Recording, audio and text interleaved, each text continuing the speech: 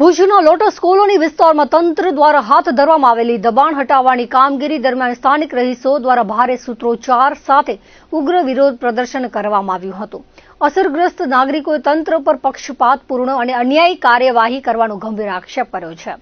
સ્થાનિકોનું કહેવું છે કે માર્ગ પહોળો કરવાની આ પ્રક્રિયા નિયમ અનુસાર એક તરફથી કરવાને બદલે વચમાંથી જ ગરીબોના આવાસો તોડીને શરૂ કરવામાં આવી છે। આ વિસ્તારમાં આવેલા ઉચ્ચ પોલીસ અધિકારીના બંગલાની સરકારી જમીનનો ખૂણો બચાવવા માટે થઈને વહીવટી તંત્ર સામાન્ય અને ગરીબ પ્રજાના આસિયાને ઉજ્જડ કરી રહ્યું હોવાનો આક્રોશ લોકોએ ઠાલવ્યો હતો।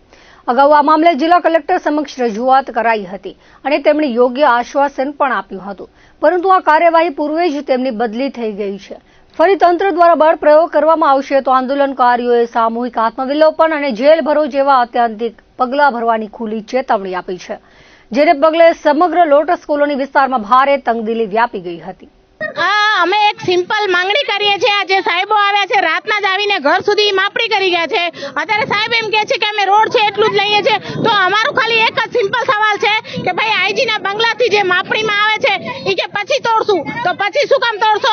સિમ્પલ છે, વાદ વિવાદ ઉભો જ નહીં થાય। તમે ત્યાંથી તોડતા આવો તો અમે પણ તોડવા દેશું, પણ એના માટે જે એમ કે છે કે તમે આ તોડવા નહીં દો તો અત્યારે પોલીસ ફોર્સ બોલાવશું, તો શું અમે આતંકવાદી છીએ? અમે ગુંડા છીએ? અમે બુટલેગર છીએ? અમે કોણ છીએ? અહીંયા પબ્લિક રહે છે, બાલ બચ્ચા છે, બધાના નાના નાના ઘર બધા લઈને બેઠા છે।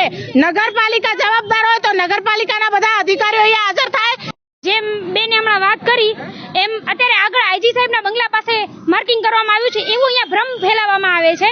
અને જ્યારે કોઈ પણ રોડ બનતો હોય તો એ રોડનું કટિંગ કરવામાં આવે તો એ લાઈન બાય લાઈન કરવામાં આવે, તો વચ્ચેથી આ લોકો તોડી રહ્યા છે। જે લોકોના વસાહત છે, લોકોના ઘર છે, કેમ કે સામાન્ય લોકો છે, એમનું બોલવા વાળું કોઈ નથી। એમના નાના બાળકો ભલે ને રોતા હોય, આ મોંઘવારીની હાલતમાં એ ભલે ને ઘર વિહોણા થઈ જાય એ ચાલશે, પરંતુ આઈજી સાહેબનો એક ખૂણો ન તૂટવો જોઈએ। અને જ્યારે અમે એનો વિરોધ કર્યો તો ત્યારે આ પોલીસ તંત્રને પોતે ફોન કરીને આ લોકો બોલાવે છે કે વધારે પોલીસ બોલાવો।